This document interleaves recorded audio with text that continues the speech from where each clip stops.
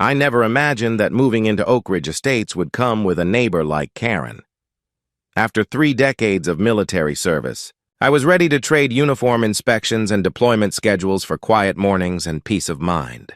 The neighborhood seemed like a dream: quiet cul-de-sacs, manicured lawns, and a comforting sense of order. Exactly what I thought I wanted. But peace, as it turned out, wasn't part of the HOA president's agenda. Her name was Karen Wilkins, and she ran Oak Ridge Estates like a personal kingdom. It began with the smallest things. The very first week, I mounted a modest American flag beside my front door, standard size, properly placed. The next morning, I found a bright yellow notice taped to my door. Flag display violates Section 4.3 of the HOA guidelines.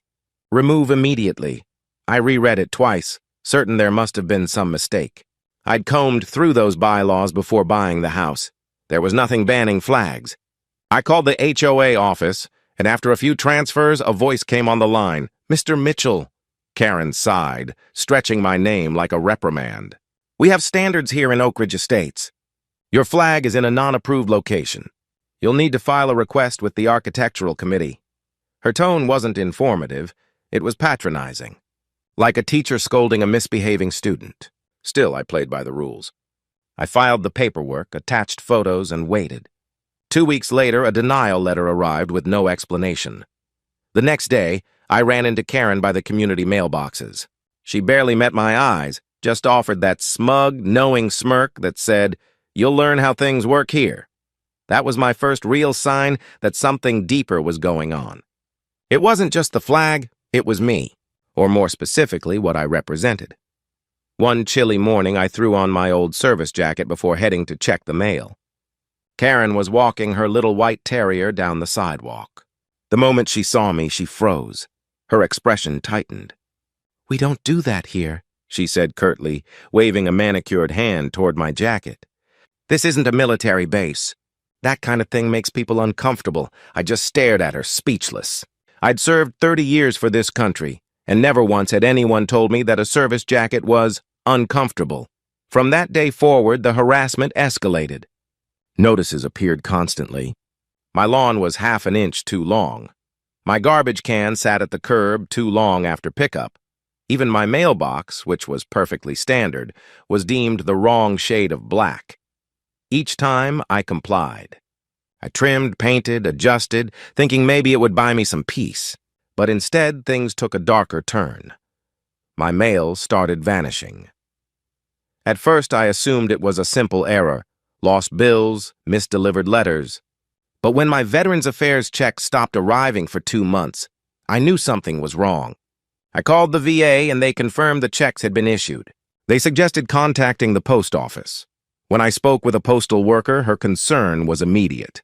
"Mr. Mitchell, you're not the first one in Oak Ridge Estates to report this," she said softly. That's when I started watching closely. Every day, same time, I checked the box right after delivery. Some days, nothing, empty. It didn't make sense. Friends told me they'd sent birthday cards and small packages, none of which I received. Then came the breaking point: a certified letter for my daughter, filled with photos of my newborn grandson, vanished. Even though the tracking showed delivered, that evening, my neighbor Tom Rodriguez walked over as I sat on my porch. Tom's a quiet guy, young family, keeps to himself. He looked uneasy. "Sir," he said, lowering his voice, "I think you need to see something."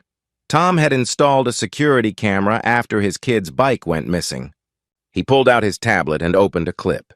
My jaw clenched as I watched it play. There she was, Karen Wilkins, in broad daylight, opening my mailbox, flipping through the letters, and slipping a few into her oversized purse. "She did it 3 different times," Tom said, swiping through more footage. "At first, I thought maybe she was dropping something off for you. But then," he hesitated and tapped the next video. Karen was shown tossing a handful of envelopes into the trash bin at the neighborhood park. I sat back, silent, fury burning in my chest. This wasn't just petty HOA power tripping. This was mail theft. A federal crime. Tom offered to send me the files, which I immediately backed up. That night, I called the police non-emergency line and explained what I had. The moment I mentioned mail theft, The officer connected me to a detective. By the next morning, Detective Rivera arrived at my doorstep. She was calm, professional, but I could tell she was disturbed by what she saw. "Mr. Mitchell," she said after reviewing the footage, "this is serious. Mail theft is a federal offense. We'll need to involve the Postal Inspection Service." She took my statement and the videos, promising to move fast. 3 days later, I was checking what little mail had actually shown up when I heard the click of heels on the pavement. Karen. Her familiar smug grin was back in place as she stopped a few feet from me. "Finding everything you need?" she asked with mock concern, her voice syrupy and false like she was auditioning for sincerity. I decided to play along. "Actually, no," I replied evenly. "I seem to be missing quite a bit of mail lately. You wouldn't happen to know anything about that, would you?" I kept my tone calm, almost conversational. Her eyes flickered just for a second, and a faint flush crept up her neck. But her voice stayed sharp. "How would I know about your mail? Maybe you're just not as important as you think," she said with a brittle laugh. "Not everyone gets thank you cards for just doing their job." Her words were meant to sting, but I refused to take the bait. I kept my voice steady. "Actually, Karen, some of what's missing includes federal documents, VA benefits correspondence, and personal letters to my family. Odd how they all seem to vanish between the moment they're delivered and when I collect them." My even tone must have rattled her because her mask started slipping. Her shoulders stiffened, and her voice rose in volume. "You military types always think you're so special, don't you?" she snapped. "Always expecting recognition, discounts, praise, the world's sympathy. The rest of us work hard too, you know." Her voice echoed across the street, drawing curtains and opening doors. Neighbors began to step out quietly, forming a silent audience along the sidewalks. "I've never asked for special treatment, Karen," I said, still calm. "Just for the mail that's legally mine, and that's when she lost control completely. You don't deserve any of it," she shouted, her face twisting with rage. "All those thank you for your service cards and government handouts. It's disgusting." By now her breathing was heavy and her hands trembled with fury. The neighbors looked on, stunned. From across the street, Tom Rodriguez stepped forward, his phone discreetly recording. Karen suddenly realized she had an audience. She straightened her blouse, trying to recover that polished HOA president composure. "I'm simply saying," she began, forcing a laugh, "that the HOA has rules about mailbox standards. Yours needs to be replaced." Tom's quiet voice cut through the tension. "That's not what you just said, Karen. We all heard you." Her face drained of color. She shot Tom a glare that could have cut glass, then spun around and stormed back toward her house without another word. I met Tom's eyes and nodded once. We both knew what had just happened. 2 days later, my phone rang. It was Detective Rivera. "Mr. Mitchell, we've made progress," she said. "The postal inspector executed a search warrant on Ms. Wilkins' property. We recovered a large amount of mail belonging to you and several other residents. We also have her on video disposing of mail in public trash bins. She's being taken into custody right now." I didn't feel triumph, just relief. Relief that it was finally over. Moments later, the sound of sirens filled the neighborhood. Red and blue lights flashed through my front window. I stepped outside just in time to see Karen, handcuffed, being escorted to a patrol car. "This is ridiculous," she shrieked, struggling against the officers. "I'm the president of the HOA. Do you know who I am? I was protecting our property values." Her protests carried through the cul-de-sac as neighbors gathered, whispering and filming.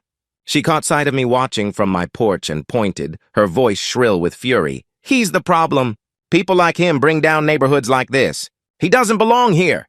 The officer quietly shut the car door, cutting off her tirade, and the vehicle rolled away, taking her reign of intimidation with it. Within minutes, Tom was at my porch again. "Sir," he said, extending his hand, "I'm sorry about all of this. We had no idea." Other neighbors followed, people who had barely spoken to me before, introducing themselves, offering apologies, even bringing food. One by one, they admitted they'd also faced Karen's bullying but were too afraid to challenge her. It turned out, her authority had stretched far beyond my mailbox. The following week, the postal inspector personally returned my recovered mail, more than 60 pieces in total. VA documents, bills, birthday cards, and the long-lost envelope with photos of my grandson. The HOA board, now led by new members, called an emergency meeting. They issued a formal apology to me and to every resident Karen had harassed. But the story didn't stop there. A local reporter picked up the story. Veterans' mail stolen by HOA president. And within days, the news spread. The piece went viral, and suddenly my quiet retirement was anything but. A few days later, I got a call from a state senator. He'd seen the story on TV, and he recognized me. 25 years ago, during a mission in Afghanistan, I'd helped rescue his son's unit. He remembered my name. The story took on a life of its own. Karen's arrest became a symbol of small-town corruption and abuse of power. When her preliminary hearing began, the courtroom was packed. The evidence was overwhelming. Video footage, seized mail, witness statements, even her own recorded outburst on Tom's phone. When the judge read the charges, mail theft, obstruction of correspondence, harassment and civil rights violations, Karen's signature smugness evaporated. The prosecutor reminded the court that mail theft is a federal offense punishable by up to 5 years in prison, and that targeting a veteran for harassment carries additional penalties. The judge set bail at $50,000 and ordered her to surrender her passport. Karen's complexion drained as reality hit. "But I was just enforcing the rules," she muttered, voice trembling as the bailiff led her away.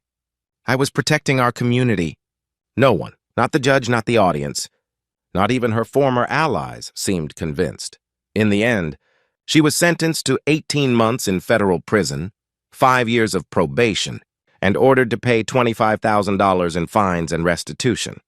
As they escorted her out, she looked back at me with an expression twisted by disbelief and fury, the look of someone who could not comprehend that her power had finally run out.